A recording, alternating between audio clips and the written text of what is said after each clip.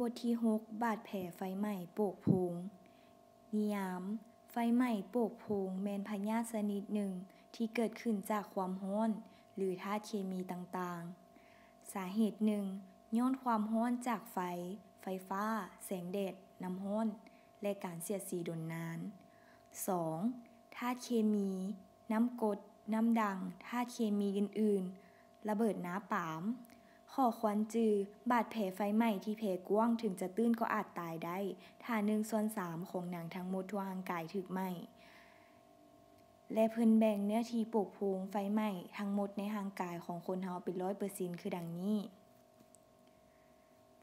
การปิ้นปัวถ้าเห็นคนเจ็บถูกโปกโพรงย้อนความร้อนและธาตุเคมีควรบรรเทาความร้อนออกจากปากบาดด้วยการล้างใส่ก๊อกน้ำดินใส่ค่อยๆป้องกันบ่ให้ช็อก